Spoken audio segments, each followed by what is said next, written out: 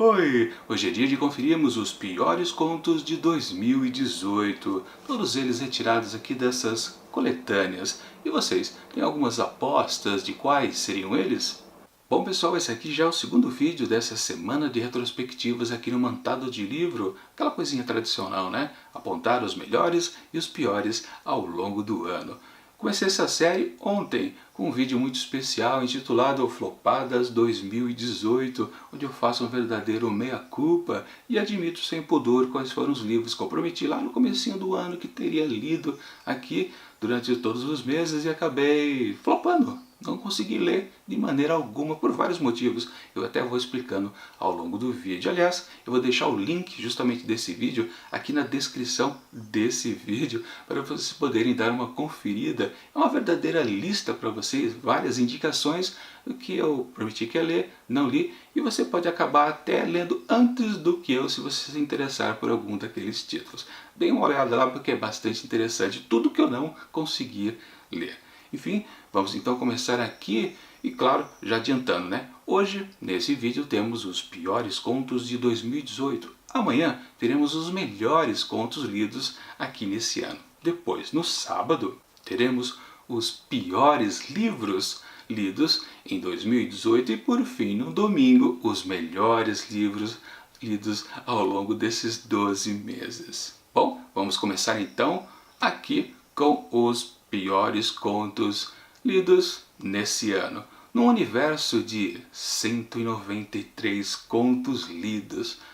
Eu li bastante coisa nesse ano, superei a minha marca do ano passado em 2017. E nesse vídeo aqui dos piores, eu vou fazer algo diferente do que eu fiz realmente no ano passado, porque lá eu acabei lendo poucos livros, li acho que se não me engano 5 livros ou 6, não me lembro agora. E eu acabei apontando, porque como eram poucos livros lidos, apenas o pior livro, o pior conto de cada um daqueles títulos. Mas nesse ano eu acabei lendo muito mais. Para ser mais específico, eu li 13 coletâneas e mais essa caixinha aqui da coleção da Folha Inglês com clássicos da literatura, que temos 30 volumes. Cada volume tem um conto, ou melhor, alguns volumes têm mais de um conto, tem 2, 3, até 4 contos, se eu não me engano, contos menores. Então, eu acabei lendo muito mais livros e não dá para apontar exatamente um ruim de cada um desses livros. Então realmente eu vou fazer aquela coisa mais tradicional, que é apontar os 5 piores contos lidos dentro desses 193. Enfim, vamos começar a descobrir quais foram os piores. Claro, na minha opinião, você pode muito bem gostar desses contos que eu vou mostrar para vocês. E eu não vou ficar chateado com vocês não. Espero que também vocês não fiquem chateados com a minha opinião, né? Pessoal, óbvio. Eu acho que vocês vão concordar comigo que nesse ano de 2018, uma das frases mais ouvidas, até por ser um ano de eleições presidenciais, foi aquela: não tenho políticos de estimação. E claro, eu vou fazer uma certa adaptaçãozinha aqui neste vídeo de piores contos do ano, que é exatamente não tenho escritores de estimação.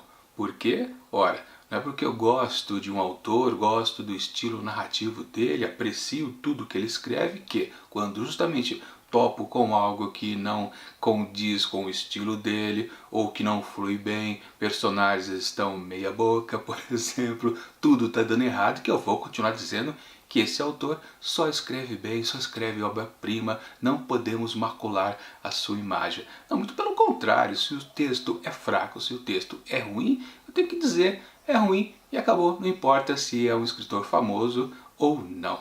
E eu estou dizendo isso porque na maioria dos contos aqui piores de 2018, sim, são autores consagrados ou pelo menos conhecidos dos leitores habituais deles e no geral também.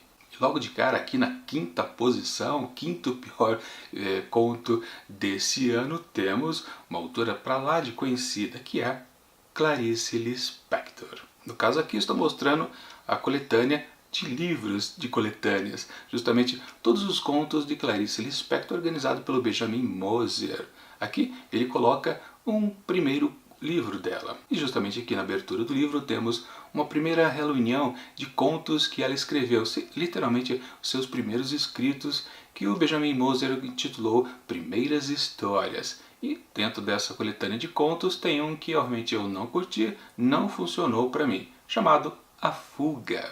Que aliás, só para dizer logo de cara, deixo aqui em cima o link com o vídeo resenha completo, onde eu faço todo o meu comentário a respeito desse texto que não funcionou para mim. De uma maneira geral, podemos dizer que é a história até tradicional do que a gente sempre encontrava lá no primeiro livro da Clarice Lispector. Uma mulher casada que está em situação desconfortável e quer fugir daquilo. Literalmente é por causa disso que o título se chama A Fuga. Claro que aqui eu não vou ficar repetindo tudo que eu já falei lá no outro vídeo, então vai ficar por linhas gerais mesmo a respeito dessa história, mesmo porque não passa muito disso. Enfim, eu não gostei exatamente porque, mesmo sendo um texto de começo de carreira, ela apresenta, a autora, algumas coisas que já não combinam com o que ela escreveu antes lá dentro da primeira coletânea. E olha aqui, até nesse vídeo lá da resenha, eu fiz o comentário que a Clarice meio que nasceu pronta. Desde o comecinho da carreira até os últimos livros que ela publicou, ela tem uma constância, um estilo narrativo que você identifica quase logo de cara. Você começa a ler um texto e fala, nossa, isso aqui tem cara de Clarice Lispector. Justamente pela ocorrência de algumas coisas, como por exemplo, fluxo de consciência. Coisa que não tem lá muito nesse conto A Fuga. Um dos motivos que eu comecei a achar que aquele texto estava muito mais ou menos. E na comparação com os demais daquele livro, sim, não estava muito legal. E como eu disse, não é porque é Clarice Lispector que eu vejo um texto ruim dela que eu vou falar, nossa, que beleza. Não, eu não gostei, eu acho que o texto não funcionou, tem muitos defeitos que eu aponto lá no vídeo e foi por isso que eu atribuí apenas 2,5 asteriscos para A Fuga de Clarice Lispector. O quinto pior livro, o quinto pior conto deste ano.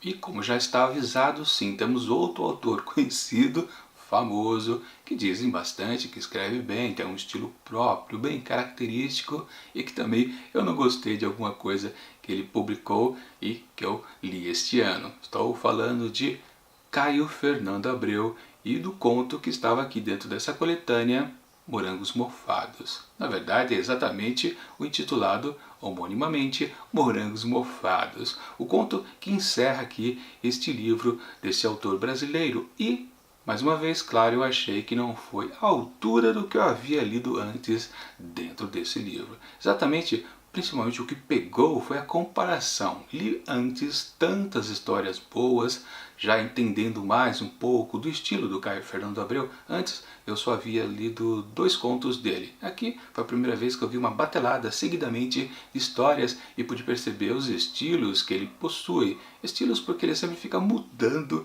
a forma de narrar uma nova história. Ele faz questão. Eu gosto do Caio Fernando Abreu por causa disso. A cada nova história você percebe que ele se esforça em criar uma versão diferente de como dizer aquela nova história.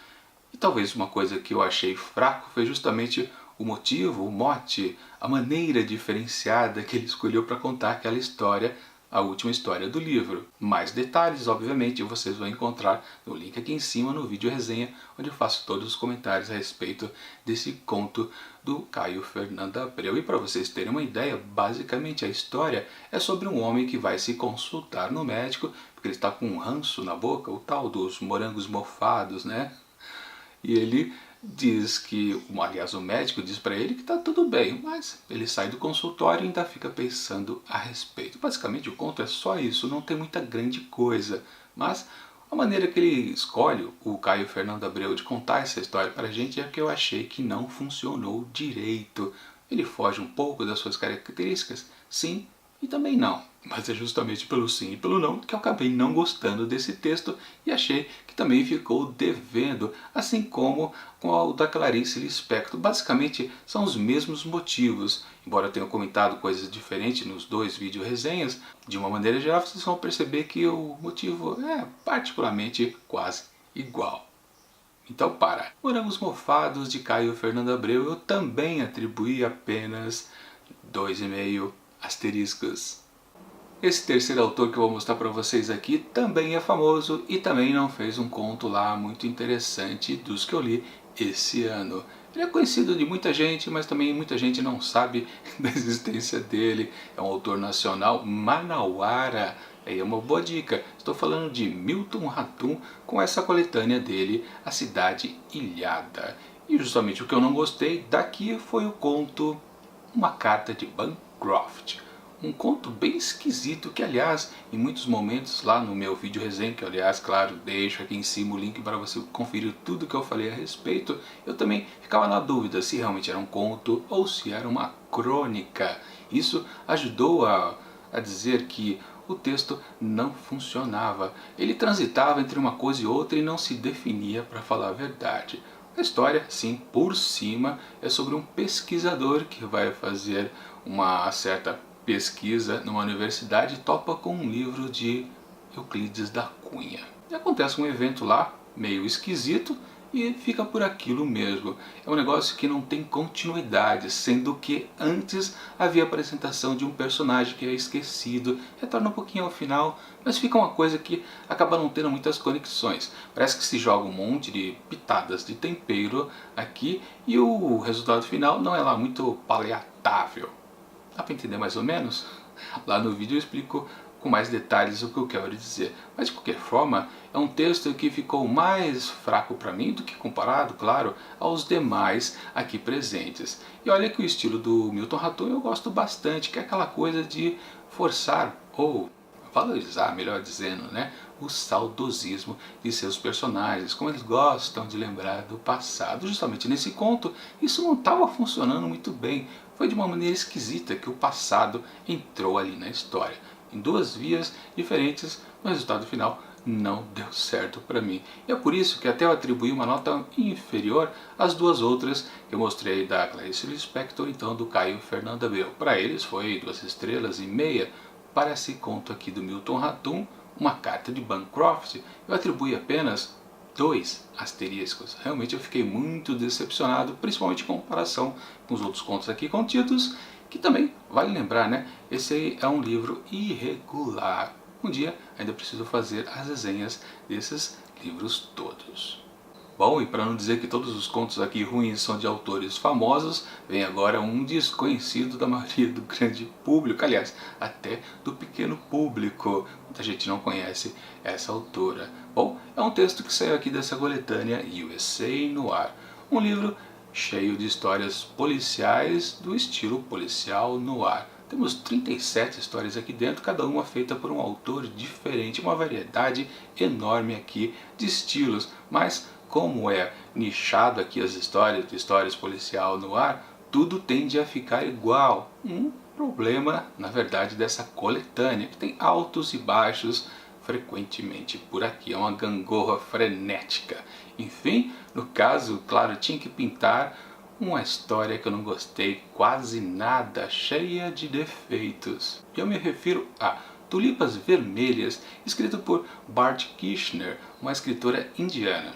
Um apanhado geral da história, temos uma mulher que tem uma noite maravilhosa de amor com um desconhecido e pela manhã ela acaba recebendo um telefone onde uma amiga está desaparecida. A partir daí ela passa a fazer uma investigação, tentar descobrir o que aconteceu com ela. Bom, dito isso, parece uma boa história policial, só que o transcorrer da história é um tédio e a gente vai percebendo cada vez mais quando vai avançando pelos parágrafos que a história não está andando, ela fica patinando. Parece que eu fiquei muito com essa sensação que a autora não sabia escrever uma história de policial noir, ou mesmo uma história comum de detetive, porque no final das contas a gente chega a lugar nenhum. E é exatamente o que eu disse lá no vídeo resenha, que eu deixo o link aqui em cima para você poder conferir com mais detalhes o que eu disse a respeito dessa história Tulipas Vermelhas. Até o título do conto não é lá essas coisas, não esclarece quase nada. E de novo fazendo a comparação aqui com os contos desse vídeo, se os 3 primeiros anteriores eu até podia dizer que eu não gostei da forma que o autor escolheu, mas no fundo talvez fosse mais um preconceito meu, eu que não estava curtindo daquilo, não era defeito deles, eles estavam sim no seu estilo certo, mas eu que não compreendi direito o texto. Podemos até dizer isso a respeito da minha avaliação. Só que, no caso dessa história aqui da Bart Krishna, dá a sensação exata que ela realmente não dominava o estilo das histórias policial no ar. ou seja, um defeito de fabricação. E foi por isso que a nota também abaixou mais um pouquinho para Tulipas Vermelhas de Bart Krishna. Eu acabei atribuindo apenas um asterisco. Sim, eu fiquei muito decepcionado. Mesmo no livro que tem muitas histórias fracas, eu consegui topar com uma mais fraca ainda. Eu falei, aí não tem jeito, não tem como salvar, não tem desculpa para não dizer que a história estava muito mal escrita até. Na minha opinião, é claro. E chegando enfim ao pior conto de 2018, com certeza muita gente vai reclamar da minha escolha. Poxa, justo essa autora você vai dizer que ela não fez um bom conto? Fazer o quê? Como eu disse, não é porque é uma escritora consagrada que eu vou passar o pano por cima do que ela faz de errado. E nesse caso aqui, eu apontei muitas coisas erradas lá no vídeo resenha. Mas antes de mostrar o link, porque já vai dar o spoiler sobre o que é, deixa eu mostrar. A escritora é Chimamanda Ngozi Adichie, aqui do seu livro No Seu Pescoço. E a história é Jumping Monkey Hill. Agora sim eu mostro o link para vocês poderem conferir o que eu falei e bastante a respeito desse conto totalmente equivocado da autora. E aí sim eu posso dizer que ela errou feio, mas talvez por umas questões pessoais dela, de defender algumas causas, principalmente causas ideológicas. Ou seja, na minha opinião, ela errou muito a mão por causa disso. Ela quis criar uma história ficcional que trabalhasse esse discurso dela, digamos assim. Para isso, ela forçou um pouco a mão e fez uma história completamente equivocada. Lá no vídeo resenha eu digo com mais detalhes essa minha ideia. Muita gente pode não concordar, eu tenho certeza, óbvio, mas é aquela coisa, é a minha opinião. Acho que todo mundo tem o direito, né, de gostar ou não de uma história que a gente percebe que está mal feita. Literalmente eu acho que ela não funciona, essa história. E de novo, isso em comparação com várias outras histórias aqui dentro dessa coletânea que são muito boas. E eu preciso dizer aqui, reafirmar o que eu já disse lá no outro vídeo. Eu entrei com um certo preconceito aqui nesse livro da Chimamanda Ngozi Adichie, exatamente por saber que ela tem uma vertente questionadora e achava que todos os contos dela seriam nessa vibe, mas não, muito pelo contrário, não tinha nenhum indício de questões que ela defende bastante, mas justamente nesse conto que eu não gostei é o que ela carrega nas tintas, ela exagera nas suas convicções, fica escancarado para aquele tipo de leitor que não precisa pensar. Isso que me sempre incomoda em textos ruins. É aquele texto que tenta conduzir o pensamento do leitor, não deixando margens para ele pensar, ou seja, só para pensar isso que eu quero que você pense. No resto, não.